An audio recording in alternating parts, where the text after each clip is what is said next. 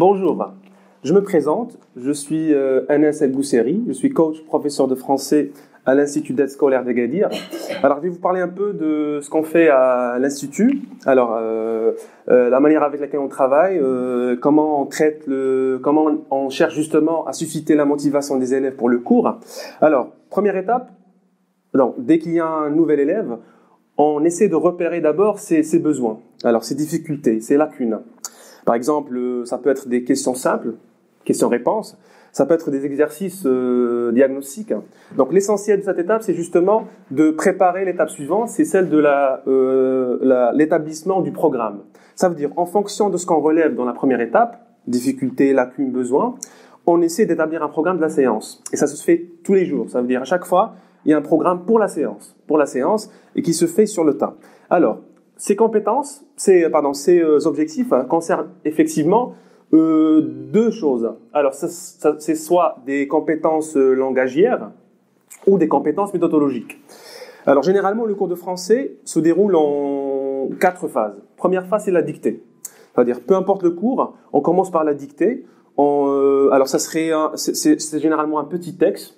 Alors, un petit texte précis qui concerne un point de langue. Par exemple, aujourd'hui, on a travaillé sur un texte qui s'intitule Dans l'île des espoirs. Et à travers ce texte, on a travaillé justement sur l'accord du participe passé. Donc, c'est un point déclencheur pour justement travailler sur autre chose.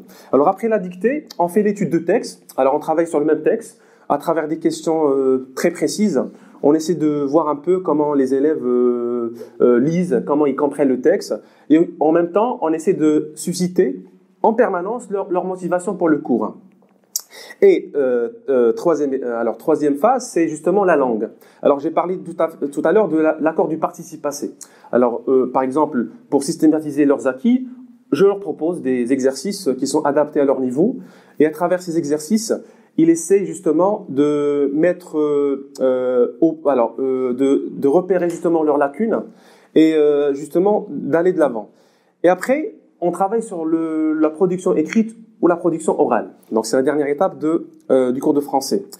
Et justement, pourquoi cette idée de travailler en quatre phases? Parce que, comme vous le savez, le français, c'est à la fois la compréhension de l'écrit, la compréhension de l'oral, et c'est la production de l'écrit et la production de l'oral. Et le fait d'organiser la séance en 4 étapes, ça permet de travailler en gros sur les 4 compétences qu'ils ont justement à l'école. Et c'est comme ça qu'on crée une sorte de passerelle entre ce qu'on fait ici à l'Institut et ce qui se fait dans leurs écoles respectives. Voilà, merci, et je vous souhaite la bienvenue. Voilà.